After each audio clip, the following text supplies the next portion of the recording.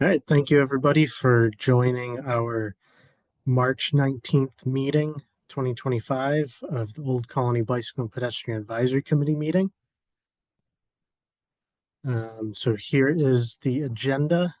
First, we'll go through welcome and introductions, and then first we have two guest speakers today. The first being Rhiannon Dugan, a senior comprehensive planner here at OCPC.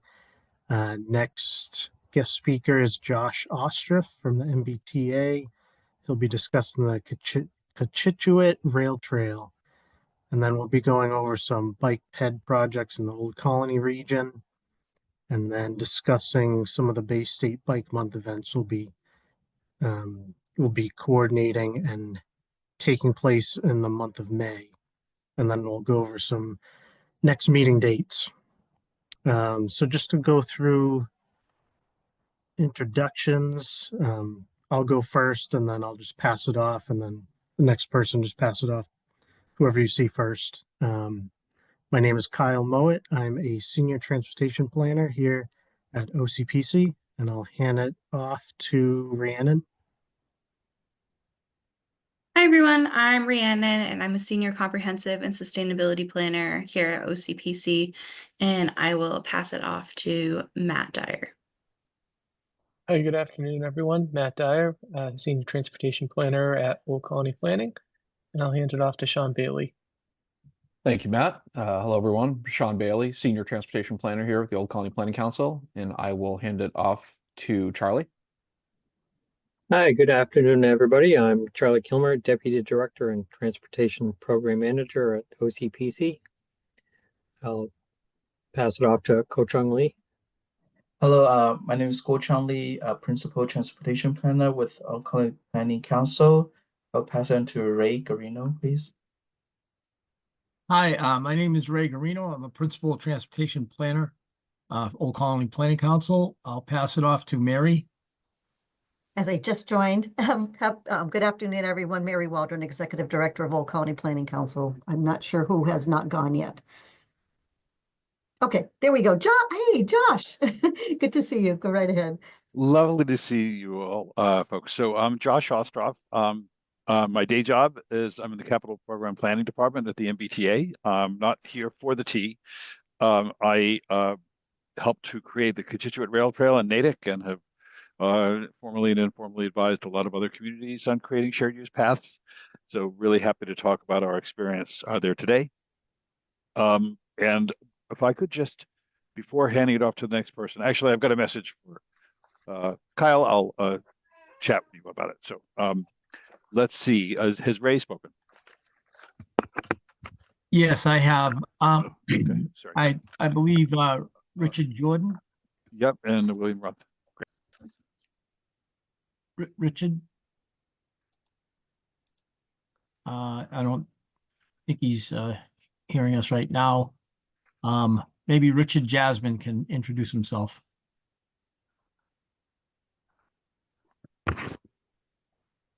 Can people hear me? Yeah. Okay. Can you hear me? Rick There Jordan. you go. Yep, go ahead. Rick Jordan, Town Planner, Town of Avon.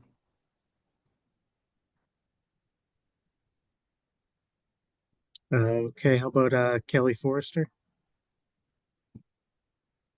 Hi, I'm Kelly Forrester. I'm with Brockton Area Transit. Guess I'll hand it over to Michael. Michael Lambert, Administrator at Brockton Area Transit. Thank you for having us. Jed? Hi, Jed Horesco, Brockton Bikes. Michael, you might know I sent you an email a few weeks ago. I'll ask about that later when we get to Bike Month. Sounds good. Thank you.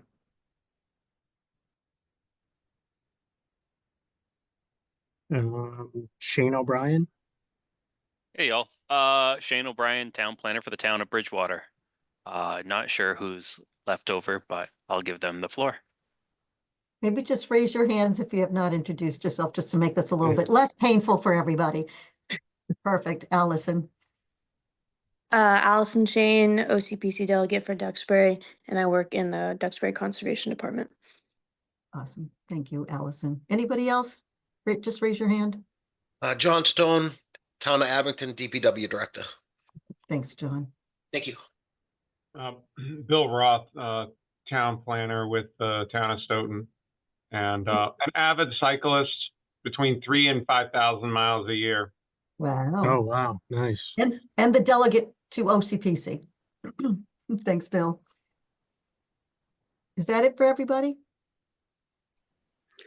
Hello there. Excuse me. This is Cheryl Ann Senior, the Assistant Transportation Planner at District 5 Mass DOT. I'm not seeing where my hand would be, so and I'm not seeing myself on the screen, but I am on the call. So Thank you, Cheryl. you're welcome. All right. I think that might be it. Yep. Yeah, I think that might be it. All right. All right, Yeah, Kyle. we can go forward to first guest speaker, Rhiannon. Do you need to share a screen? I do. It said Okay. I was a co-host though. I might be able to. You will as a co-host. It says that I just need Yeah, let me you to stop. stop. Okay.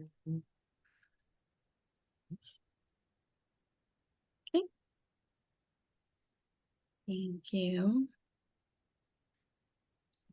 And just need just a moment to get this up. Probably shouldn't start at the end, but I'll get us there. All right. Okay, so I am going to apologize in advance, but I'm going to go through all this content really fast because I'm actually here to get your feedback. And to do that in 15 minutes requires us to move a little quick. So as I mentioned, I'm Rhiannon Dugan and I work for the Comprehensive and Sustainability Department. And today, I'm hoping to introduce all of you to the Greater Boston Climate Action Plan and have an open discussion about how transit is impacting the South Shore and climate in our region, and give all of you some ways to participate outside of today's discussion.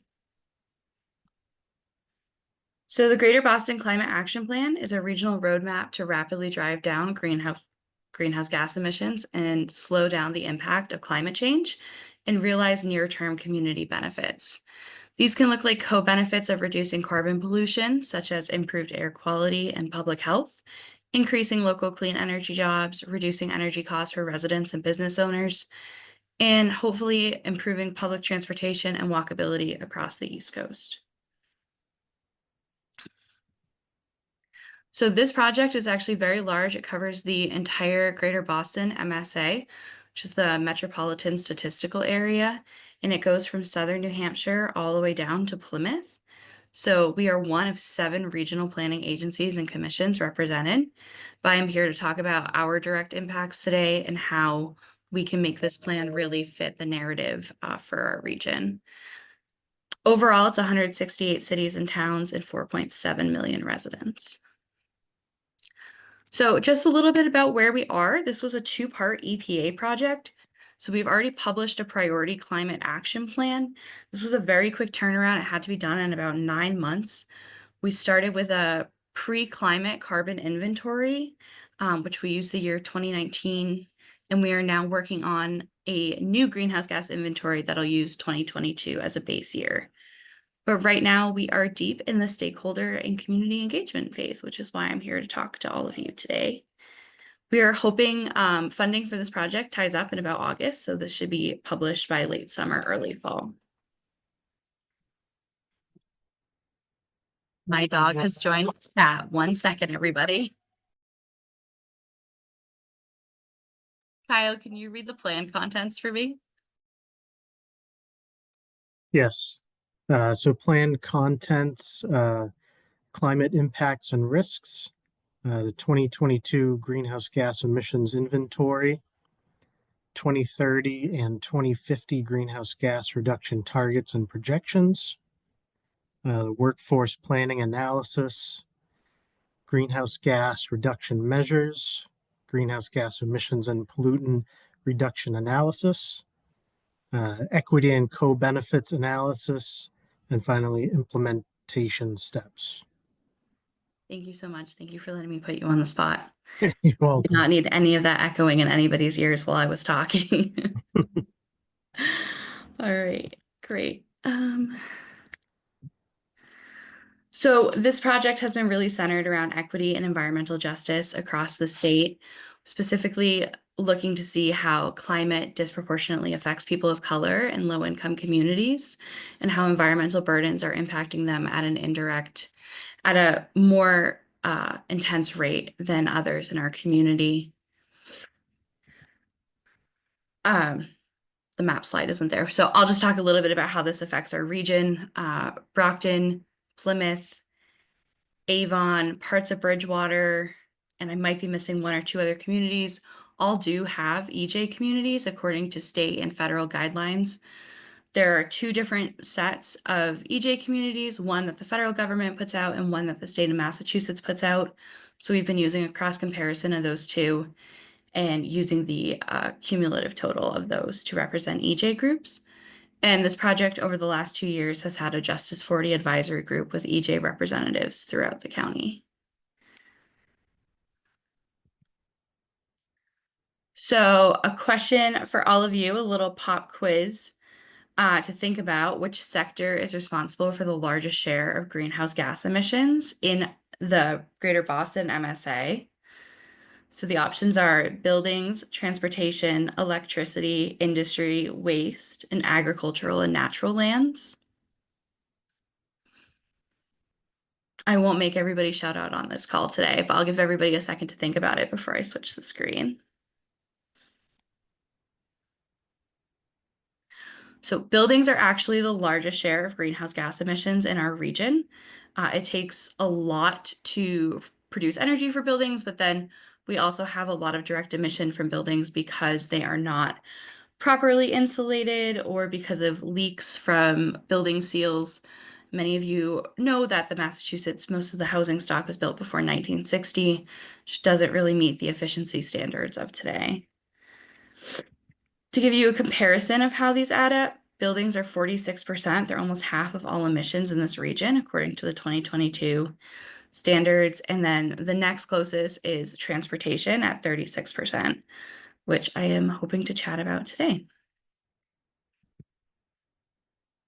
So because these are the 5 categories that we've grouped greenhouse gases in, they're the ones we're using for greenhouse gas reduction measures. And a measure can look like a program, policy, or project that either a single municipality, a group of them, or a regional entity can implement to reduce greenhouse gas emissions and advance equity priorities across the region. So today I've pulled up the draft of goals that we have been considering as the advisory committee for this project. And these, again, would be for the entire Greater Boston MSA, but I was hoping to give you all a moment to read them and then maybe talk about if these fit your goals for transportation for a region and if there are other ways that you think language could be changed in this or new goals could be added. And I will open the floor up to any feedback, and I'm just going to change the screen view so that way I can put your comments directly on the screen.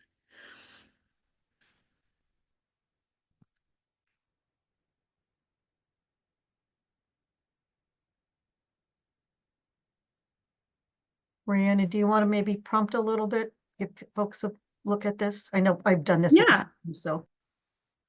So I know that this group is usually talking about bicycle and pedestrians, but there's also a lot of representatives here for the T, for BAT and for MBTA staff that might be on here. Just thinking about how maybe the lack of microtransit in the region causes a lot of reliance on individual cars, how the region might not be ready for going to an all-electric car model, and how we can improve local public transit to be more effective for everybody. Ray, I'll pass it to you. Okay, thank you. One of the things that we talked about a long time ago, actually, was the transportation and land use connection. And what that means is our patterns of development are I guess it's under multimodal transportation. But what supports multimodal transportation is development, especially residential and employment development that's not automobile oriented. So if we change the patterns of development that can that are not specifically built around the automobile, then we can then transit, it'll support transit with higher densities, things like that. You can build the infrastructure to support multimodal. But I call it the land use transportation connection, so that we're actually zoning and building and constructing neighborhoods and even employment centers as well as residential areas that give people choices. So you have like more dense residential development that'll support transit, things like that. Fantastic. Thank you.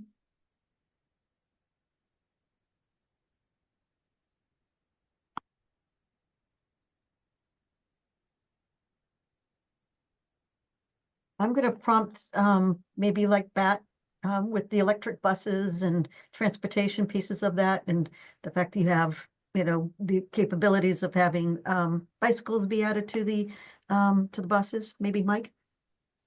Yeah, thank you, Mary. I was, sort of thinking about how we have good starts in each of these categories, but it's a matter of investing further and expanding upon the starts that we've made. Although I do also like the land use discussion as well. We've been investing. The Commonwealth has decided to invest in transit system, but then we still, when we put it in a new strip mall or commercial center, we still put it in with parking in the front as opposed to parking in the rear, which is everything's equal from a strip mall point of view, but would be much better from transit if we were in the back. But anyway, I think in terms of microtransit as a frontier and as an area of possibility in terms of bringing about mode shift, what we're thinking now or looking closely at are those communities that are sort of caught between a regional transit authority and the MBTA, that still maintain elements of an urban infrastructure, but are not as well served as either Boston or Brockton. So, for example, here, a Randolph, Weymouth, Avon, they all have urban characteristics, but the T sort of finishes its fixed routes halfway through both Randolph and Weymouth. And so in that sense, it seems like you could introduce microtransit as a way to sort of finish the connections between that and the MBTA. And microtransit had been typically thought of either first mile, last mile, or for suburban communities. But I think given our success in Rockland, that maybe the easiest area of opportunity for microtransit are these dense residential communities that are becoming ever more urban, but are not yet ready to support expanded fixed route. I think that's really helpful, Michael. I think that, we talk about all the public transportation as ways of folks where looking for ways to get less, cars on the road, right, and take public transportation. But sometimes that gap that you referenced makes it challenging. Exactly. Yep. You have to, if you really want to get mode shift done, which is what you need in order to make the clean air goals, then you have to consider all the gaps that would need to be filled in order to get mode shift. So like, even if you fill 80% of the gaps, if someone still feels like they need their car for that last 20%, as long as they have their car, they're going to choose to use it more often than not because it's so convenient.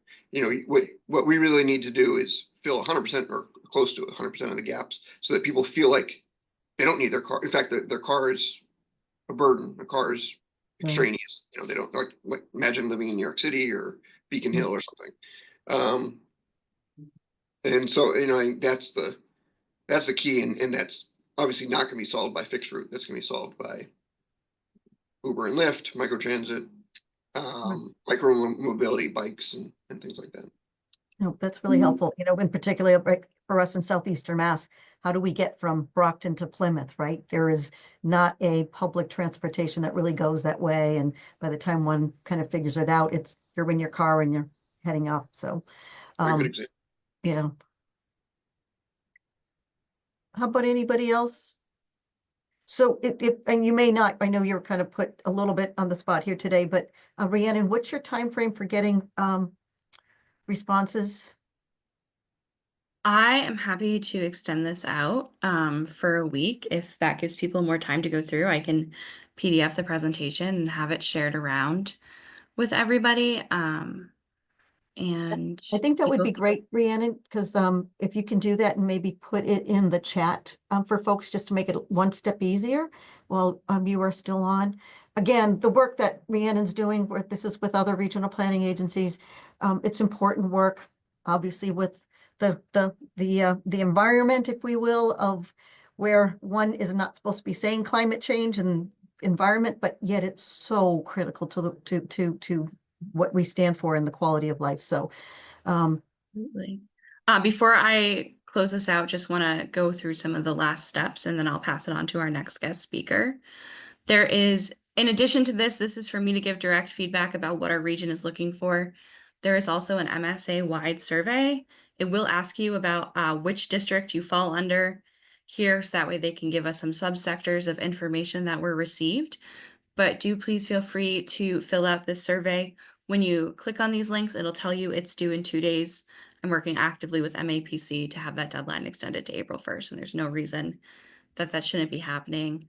And you can also use this link to subscribe to the newsletter if you're interested in seeing the final copy. This will be one way to get it directly to your inbox. And of course, once it's finalized, it'll go in the OCPC newsletter. But thank you all so much for giving me some of your time at this meeting today and for taking time to look through these materials afterwards. Thank you, Rhiannon. All right, yeah, so we can pass it off to the next guest speaker, Josh. You can share your screen if you need to, or Sure, thanks. I'll do that in a moment, Kyle. I want to underscore, I'm not here on behalf of the MBTA. From the perspective, though, of the presentation that was just shared, Rhiannon or anyone else, if I'm happy to make an introduction to our regional transit planning folks, because the T is looking at, we're developing a mobility, like a mixed mobility plan. How can the MBTA better integrate with people traveling through other modes? And as you said, connecting the RTA or other services in the MBTA, vitally important. So I'm happy to make that introduction. I didn't really want to speak on behalf of the T.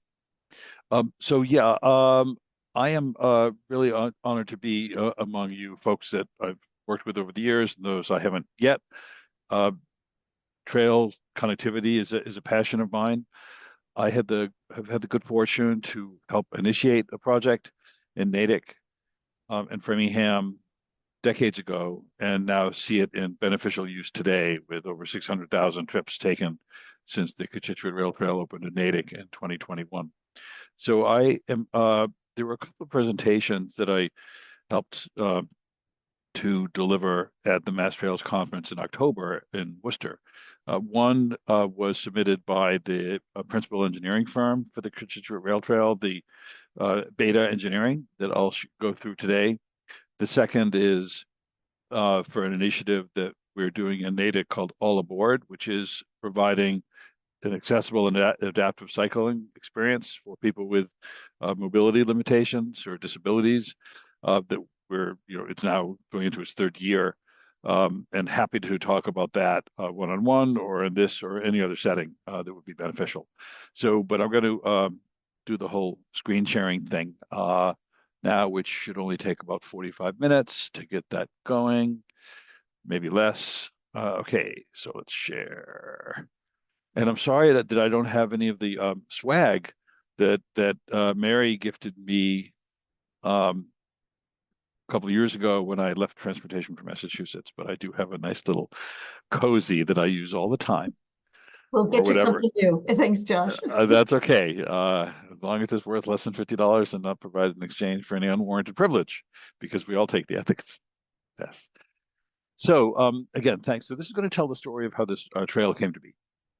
It was delivered with one of the executives at Beta Group.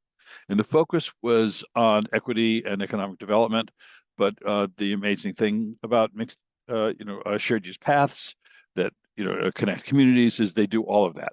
They lower greenhouse gas emissions. They contribute to public health. They are free and available to everybody. So there's a great equity component. If they provide access to other resources like, parks and schools, and of course commerce, it's amazing connective tissue. And these things happen over abandoned railroad corridors from a different era. So we'll talk about the stakeholders, the limits of the project, some of the history, features, and equity and development. The stakeholders, most broadly, it's the general public. That's kind of who we like to serve. But it was MassDOT, the partnership we had with them from the project initiation through project management, the whole construction oversight, various town of Natick entities, the designer, the primary contractor. This trail goes through DCR land, one of the largest state parks in the Boston area is there. Framingham, the Metro-West RTA, and the T because it connects to a commuter rail station, and the advocacy community, who even those of us in government roles still feel a certain kinship there.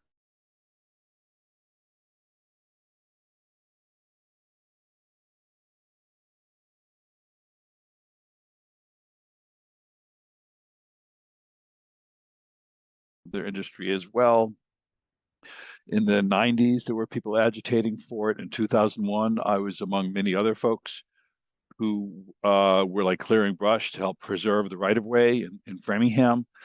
CSX abandoned the Framingham branch about 20 years ago, and the Saxonville branch in Natick about 20 years ago.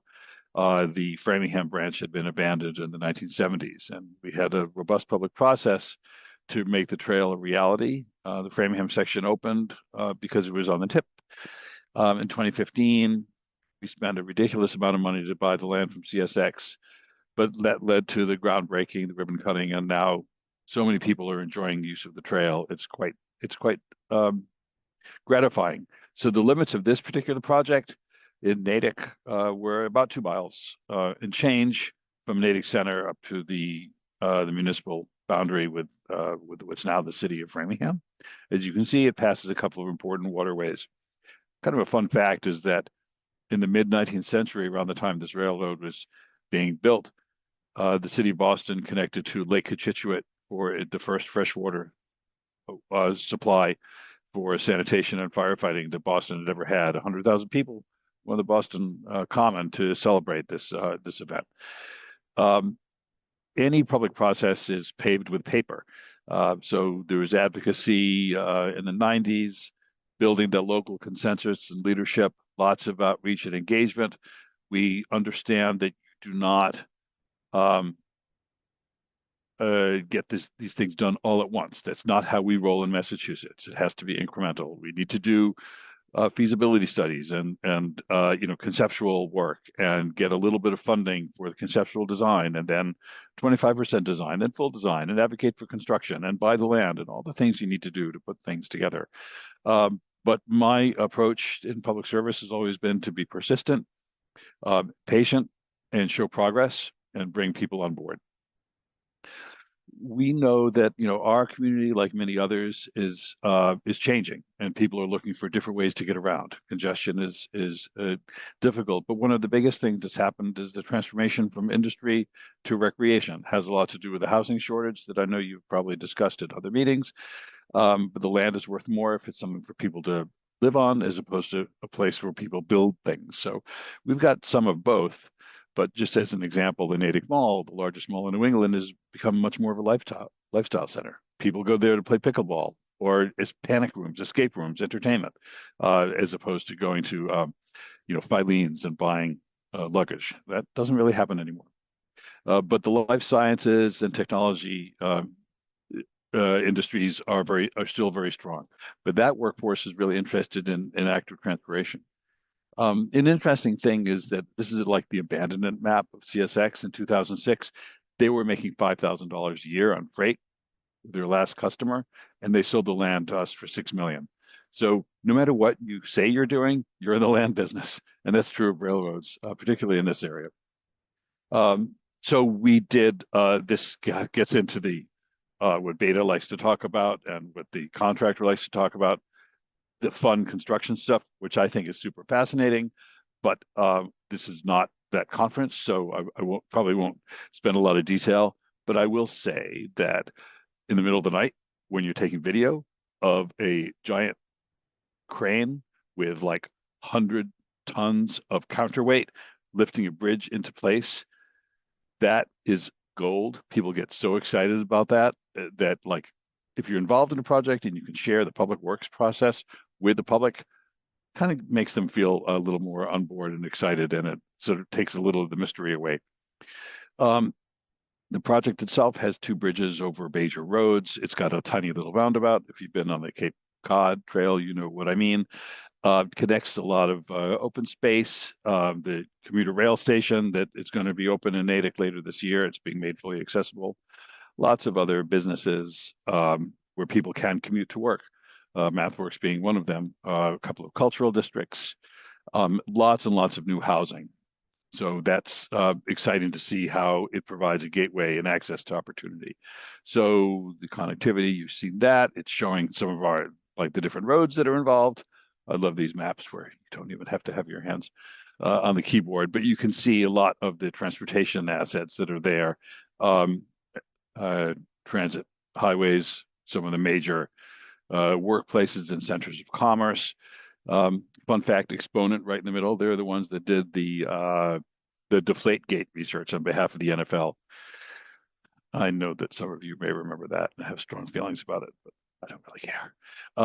You can see a lot of the living spaces and some of the great, recreational as well. So what's interesting about the Cochituate State Park is that it has a hugely diverse population. There are people who will come from the city because it's the biggest state park with a fresh water source for recreation in the Boston region. So at 5 a.m. on a weekend morning in the summer, there are people lined up to get in their cars. But what we will have soon is a way for people to come out by commuter rail, walk or ride up the trail to the state park, about 2 miles, and then there's a gate that DCR built right on the trail. So it's a very different posture for access to recreation. The benefit of parks, as you all know, it's really an equalizer. Everybody gets access to a park. And there's a lot of non-English speakers, which gives me some ideas of the kind of signage we need to do on the trail. When I'm on the trail, I hear many different languages being spoken. I'm unfortunately monolingual, so I don't know what they're saying. The connectivity to public transit, though, is also really important. So we look at this as a lot of ways where people can literally, well, Wegmans used to be at the mall, they're not anymore, but I would know people who would take their cargo bike up to Wegmans, stock up, go back home to Natick Center. There's still a lot of folks who experience the mall or the housing, or, they're going from commerce to the residence via this recreational asset. All of those things work together, and for a unifying infrastructure, it really fits the bill there. I feel like a lot of this is redundant. So the way that the housing has emerged along the trail has been a really exciting thing to witness, even before the trail was built. The very first 40R project in the state was permitted along the rail trail, and we see it in the picture to the right here. It's about 160 or so units of housing. It replaced a bankrupt paperboard industry, and there again, they had no credible path to profitability, but the land was sold for housing for millions of dollars. The town wasn't in a position to buy that, unfortunately, but it was suitably developed, controversially, because some people hate housing. So One of the other interesting things about this is that MathWorks, one of the biggest employers in Natick, they actually paid at their own expense a 1/10 of a mile trail that was paved and ready to go for like a year before the trail itself was ready. And math workers are very passionate about cycling. They even have their own corporate bike share to connect their two campuses that are connected by the trail. So there's a lot of buy-in from companies that are along the trail. So I think, yeah, this is a year old, so closer to 1,500 new housing units.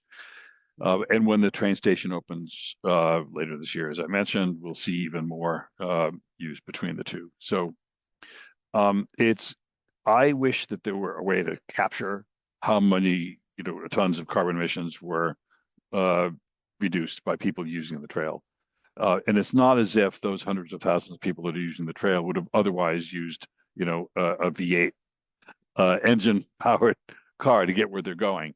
But we know that giving people choices in a congested area will lead to reduced emissions. The construction itself was interesting because every transportation project, whether you think of it this way or not, is a stormwater management project. And the CRT did that. Many railroads are built as giant berms bisecting communities. They're elevated. And so culverts have to go through them. Those culverts that were built a century ago are not adequate for today's volume of water. So MassDOT required us to anticipate 100-year, 500-year storms and appropriately size the water infrastructure. We see a lot of events. I haven't heard of a wedding yet, but there's lots of cultural events. We do New Year's Eve celebrations. It is the new Main Street for the town, and I'm glad it's 12 feet wide. It could be wider. So it's really ready for the future. You could see some of the pictures from a New Year's Eve event a couple of years ago. We illuminate the bridge across Route 9, and it's just truly magical. We have people with dozens of fire pits, an idea we stole from Holliston, and one that, talk to me offline if you want ideas about how to throw a fun party on it. But it's really something that's solving a lot of the problems that we have. As I reflect back on the years of advocacy for this, it was very controversial, and people really hated a lot of things about it. Some people. People didn't like that we had to pay for the land. People felt it was a diversion of resources. People didn't like that the police and fire department were buying these Gator-type utility vehicles to help service the trail and respond to emergencies. It's really hard to find people today who will admit that they didn't support the project, but you need to think of it 360 degrees. And it's been wonderful to work together with Framingham on this as well. The thing that I want to share and also happy to talk about more offline is we started a friends group. So this is an asset, an independent of town government where we can do fundraising. We sell benches for thousands of dollars, bricks. We throw together the New Year's Eve party. I'm on that board now. And it's a great partnership to town government. You need that connective tissue between the things that government does best and the things that it really takes a more nimble nonprofit to accomplish. This was described to the Finance Committee when they had to approve some funding as an opportunity for social justice.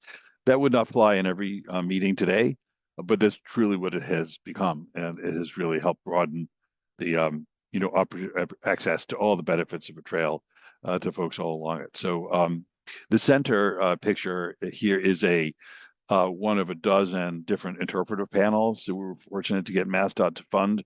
We then had to go and source the content, but it tells the history from a geographic perspective, cultural, transportation, industrial, all the different ways in which the community has evolved over the centuries are told in pictures. And it's another way that we think of a trail as helping to connect us through time, not just space.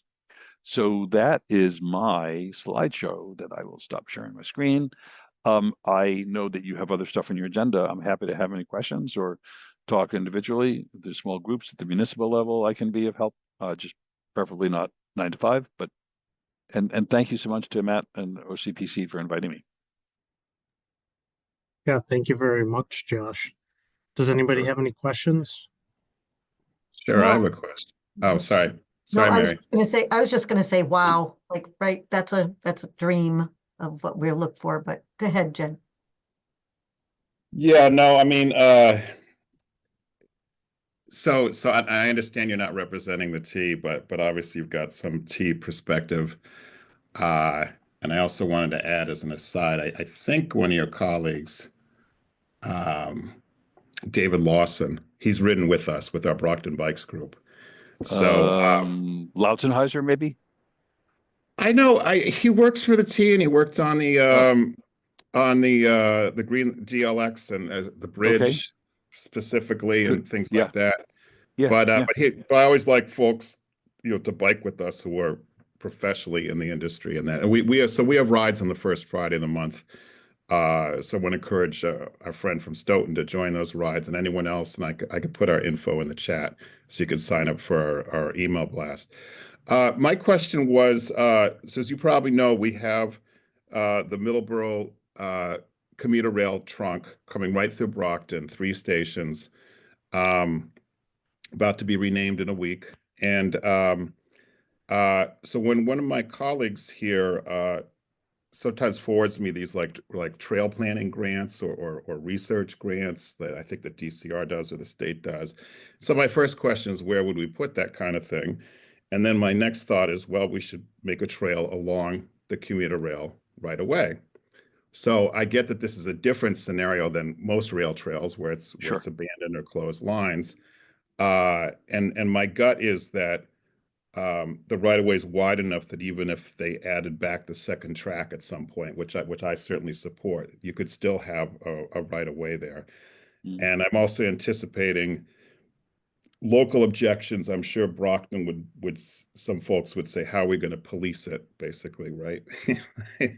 Like, how are we going to keep people safe on it? But it would be an amazing opportunity to let cyclists and other people travel north, south, I don't know, 3-4 miles. So I guess my very broad question is just and you sort of answer this by just showing the timeline of how long it took your project.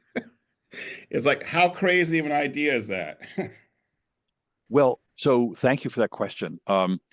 We actually some folks in our policy and strategic planning team had a meeting recently with MAPC, because they also would love to see trails on having rail with trail. And that is something that we are getting our act together on. Be a good motto for the T. We're getting it together. Because I think that there are safety concerns and future, expansion concerns that need to be addressed. And so we are working on such a plan. What I feel would be wise to do is for that to be shared with the RPAs that also serve the MBTA's footprint. So you and North Middlesex and Merrimack Valley and Central Mass, and I'm sure I've left a couple out. I used to had them all memorized. So I think that's a good conversation to have. I don't want to make any commitments to it, but the safety and our land interests are paramount. But I'm sure there's opportunities to work collaboratively with you. And I was asked, I think Matt and I might have had conversations about what might happen in Plymouth. If we are abandoning that line, could it be used for trail? If there's a trail, how do we make sure that there's good separation from active service to Kingston? So these are like questions, and I feel like the MBTA, we've been good at not giving clear answers to questions in the past. I don't think that's a particularly controversial statement, because we need to keep our options open. We don't know what the future will bring, but as we try to develop more long-term plans and be a better partner, we need to, have clarity. So I am happy to, probably best, Jed, if I share this with a couple of folks in our planning team to work with OCPC on that. Yep. As that develops. And I know then there could be opportunities for more comment and input. Sure. Great. I try to dodge questions collaboratively. No, that's very helpful, actually. That's good to know. I want to just throw into the chat a link to this accessible cycling thing that I mentioned earlier. So if folks are interested or just something you want to connect to me about, if you follow that link, it should take you to a Town of Natick page. That's like my partner with the recreation department on that. So were there other questions? Josh, did you get any other private sector contributions besides MathWorks? So we have sold sponsorships equivalent to with almost $200,000. So we sell benches, we have bike repair stations, we have naming rights, we have like, sections, signs along the trail where there's scenic overlooks. We have corporate sponsors trying to keep it tasteful, not tacky, but that has helped provide, money for a revolving fund for trail maintenance and improvements. So yeah, Middlesex Bank and Landry's bicycles and so on have done that, and having the trail counter that MAPC loaned us to see how many people are using it, that's good for selling it as well. So yep. I just have a quick question. We have thought about a lighting festival in DW Field Park in a couple of meetings, but we don't have electricity in the park. So I gather you have an electrical connection along this route.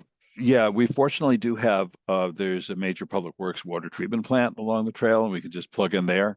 But I'm actually meeting with the lighting designer in a couple of weeks who grew up in town and came to the New Year's Eve thing. And we had a lot of like battery powered things that you can do for a few hours. But for something more ambitious, we might need an AC source. So we'll have to look into that. Could be generators. Is it something you want to do regularly, or is it like, for an episode, for an event? So yeah, we're definitely going to be exploring that. I'm sorry, who asked that question? I couldn't quite see the slides. Sorry. Oh yeah, Rick. So yeah, feel free to reach out if you want, or I can come back another time. Or if there's like a advocacy or friends type group for trails, happy to do that. I don't know if there's something Jed or... Your trail is sort of a one-way, so I suppose people do a back and forth since you don't have a loop design, right? For now, yeah. I think that eventually Framingham's section of the Bruce Freeman Trail will be constructed, and that will connect to the Mass Central, and will go up to, so you can go Lowell, Northampton, Boston, and then there will be some kind of connection between the Framingham terminus of this trail, which was just a spur, but it could go through an MWRA aqueduct or some other connection in the fullness of time. These things, it's not tectonic, but it's not, it's not that Shared Streets and Spaces grant program either. Quick build. Yeah. Patience. My motto is better slow than no. All right. Thank you, everyone, for the questions. Super happy to be with you today, and I've got to run off to get ready for my next meeting, which is not rail trail related, but this is a passion, and I'm super happy for the opportunity to talk to you. And Matt has suggested maybe talk about the accessible thing. Feel free to check that out. Thanks, Josh. I'm going to put my personal email in the chat. Perfect.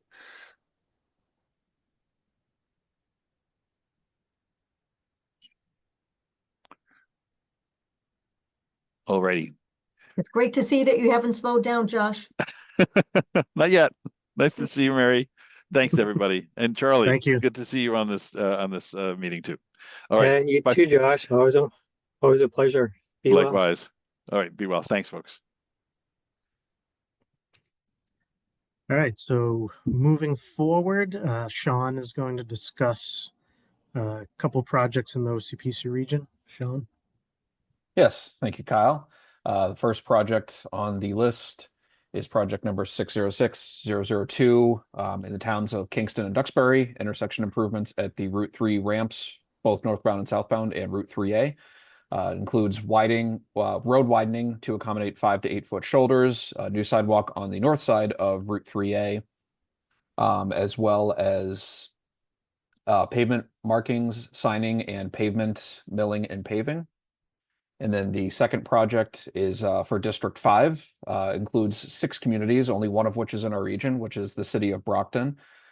This project is a multi-year approach. Bus stops have been identified as high risk for pedestrians or had a high potential for people walking within 300 feet of them.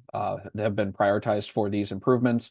Project elements include such aspects as pedestrian refuge islands, installing rapid rectangular flashing beacons or other signage, high visibility painted crosswalks, curb extensions, and other aspects. And I believe Cheryl Ann Senior is going to provide any other updates that may be available.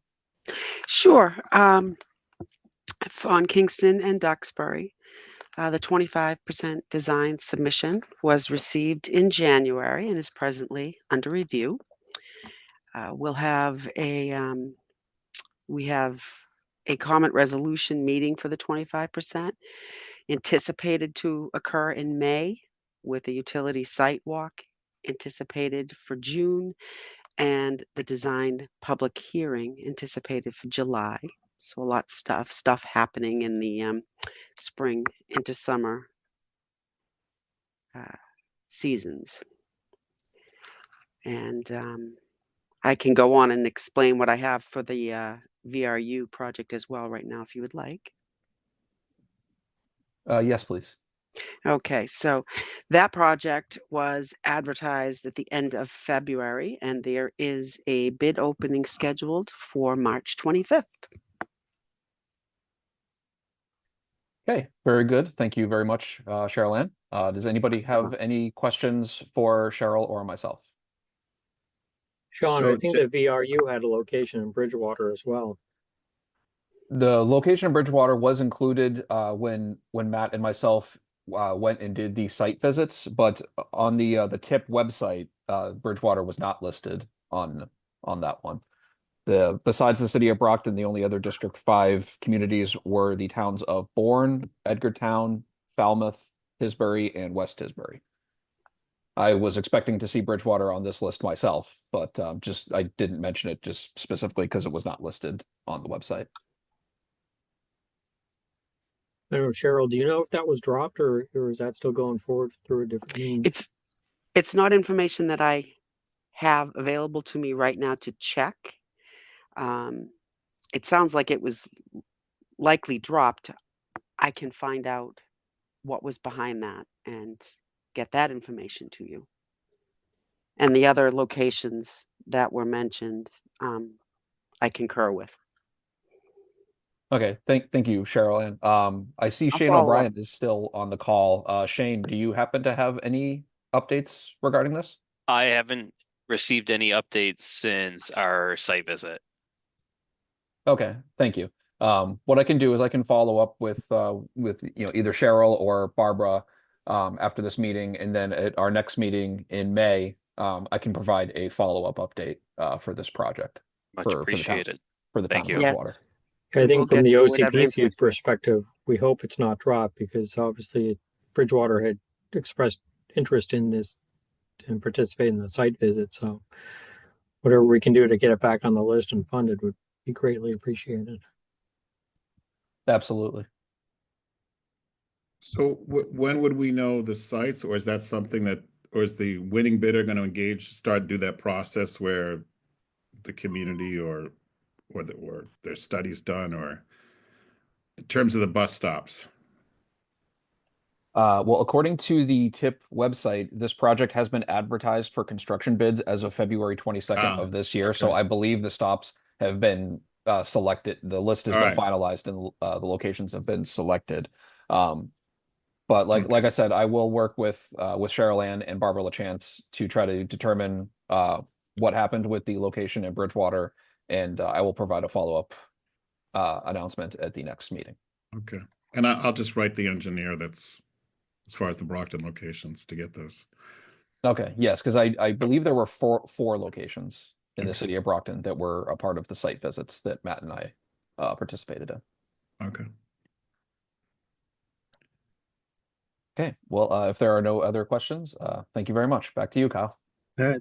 Thank you, Sean and Cheryl Ann.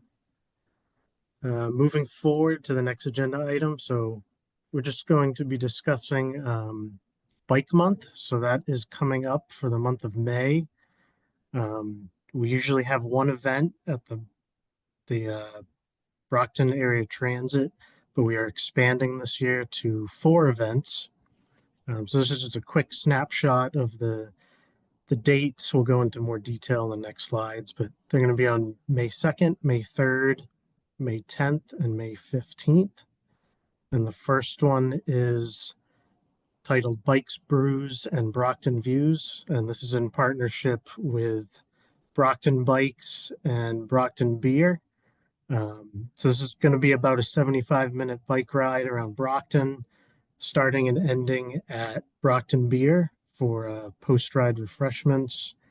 Group ride to ensure road safety, flexible route based on group's ability and comfort level.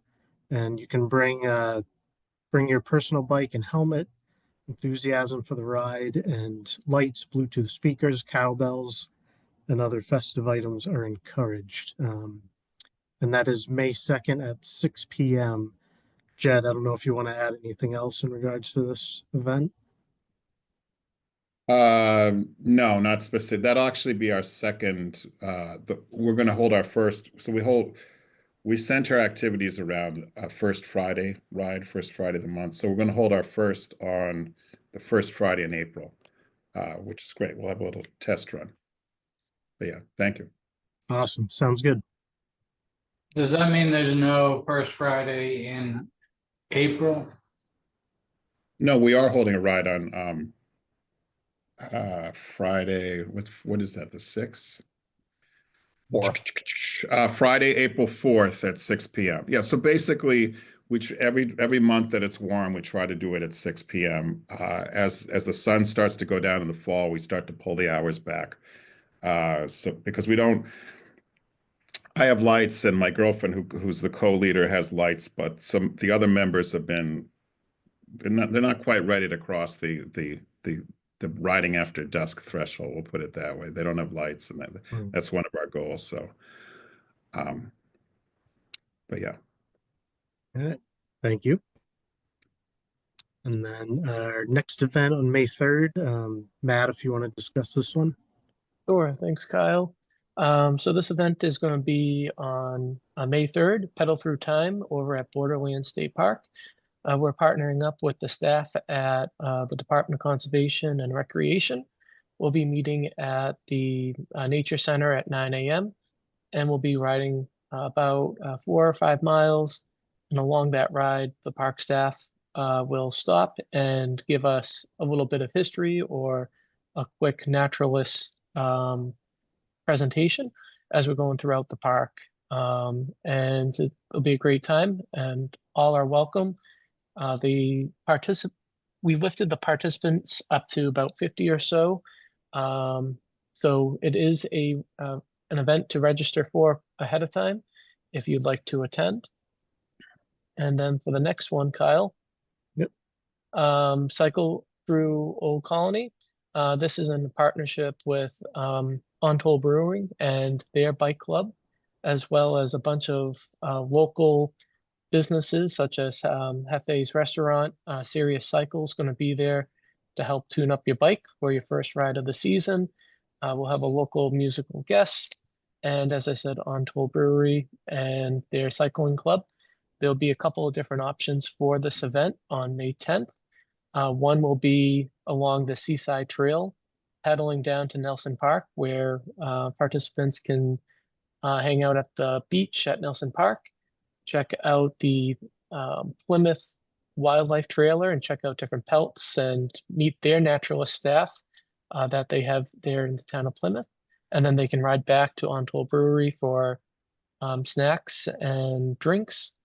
But the cycling club also will be taking a different group out, and they'll be riding down to Miles Standish State Forest and riding back. So that'll be about a 20-mile ride. Nice. And there will be we'll be releasing a flyer for this event too. Pretty soon, I would think. Just wasn't ready for this meeting. And then Sean, if you'd like to discuss this event. Yes, thank you, Kyle. During Bay State Bike Week on May 15th from 6 to 9 a.m., we will be having our annual Bike with Bat Day just outside the Bat Intermodal Center. We will have light food and beverages, courtesy of Lady and C&J Cafe. We will be on the commercial street side facing the train station and the Brockton Police Station. All are welcome to attend, and happy to see as many people out there riding their bicycles to this event. Jed, you have a question? Yeah. And I want to note, as some of you know, I actually live right across the street at the Lofts at SoCo. So very much. Oh, I okay. moved here before I had a car. I was still working in Boston. So I was very much one of those intermodal residents you think of. And during the pandemic, took the bus to the supermarket, all that. Two things. One is there is well, I call him young, he's 28, a cyclist who lives here in Brockton, Sebastian St. Hubert, who is going to try to break a Guinness or establish a new Guinness record by riding from Copley Square in Boston to New York City Hall in 10 hours. So he's currently riding somewhere around us 30, 40 miles a day to transfer for this, prepare for this. So I would humbly suggest it'd be great if you work him into the program somewhere and recognize him and I think it'd be great. I mean, I think it just has a whole inspirational quality on many levels, and he's a Haitian guy, so it really helps with, to be blunt, with people of color seeing cycling as something that's theirs and not those other people, as they like to put it in Boston, things like that. So I think that would be great. And then my other issue and what I wrote Director Lambert about was that we'd love to see, I know it's hard to get these things done, but it would be great if we could get the bike rack moved by the date of this event. Because I think, to be perfectly frank, people are not riding their bikes and getting on the bus there with the rack in its current location. I wouldn't lock my bike there. It's just, and I've never seen any bikes there. And so, and maybe it doesn't have to be permanent installation, maybe working with Brockton DPW, and we can help lean on, have a good, can help lean on DPW to make this happen.